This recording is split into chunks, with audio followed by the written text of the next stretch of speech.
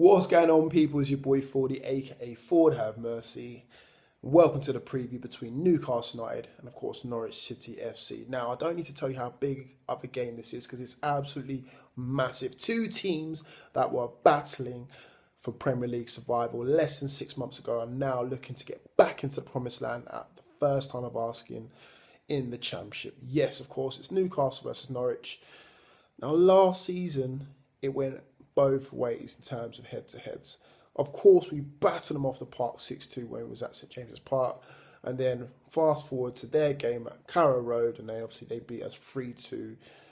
But again, we're both still here, so it doesn't really matter, really, does it? So, in terms of psychological battles, especially at St James's Park, we've got maybe something to kind of throw a stick at. But they are currently on 5 games unbeaten, to put it bluntly. And of course, they're sitting second place in the Championship as well. So, who knows what's going to be happening in this one? It's going to be a close one, that is for sure. They're looking to bring the likes of Tete back into the team, of course, of Oliveira, Murphy, and Pritchard, someone that was linked with quite heavily during the summer as well. Newcastle, of course, we're looking to bring Yedlin back into the side. Hopefully, the injury that he sustained against Aston Villa wasn't too serious.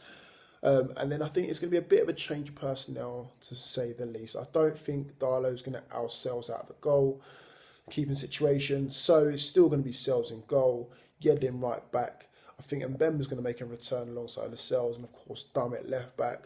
In midfield pretty much picks itself. Richie one side, Goofer on the other side, and then Shelvey and of course Hayden in the middle of the park. Now, this is where it gets a bit tricky. Who's going to start up front? Well, for me, I think Perez is going to come back into the team. For some reason or not, Rafa loves Perez and what he can offer to the team. And I can see why at sometimes. I mean, he is a good player, but in games like this, he wouldn't be my preferred choice. I would love to go with 2 big men up top with Mitra and Murphy. So I'm going to go with Mitra and Murphy, but I know Rafa's probably going to go with Mitra and Perez. Now, in terms of Norwich, they've managed to keep hold of a lot of their Premier League players, the likes of Closer, Olsen, Brady, Dorrans, Howson, Jerome, Malumba, who's not going to make the game. So key things for me in terms of stopping them from scoring is stopping that left-hand side, Brady and Olsen, to put it bluntly, making sure that we double up on both of those, because both of them are threats. And of course, from set pieces as well, Closer is an absolute unit as well, alongside Jerome as well. So we've got a lot to do, boys. Fingers crossed we can get some sort of result. I don't think we're going to win. I wish we would, but I think it's going to be a 2-2 draw, and it's going to be a very, very close one indeed. I think we're going to get off the mark first, probably through Mitro. And then after a while, we're going to kind of tail off towards the first half, end of the first half, and then allow them to get back into the game.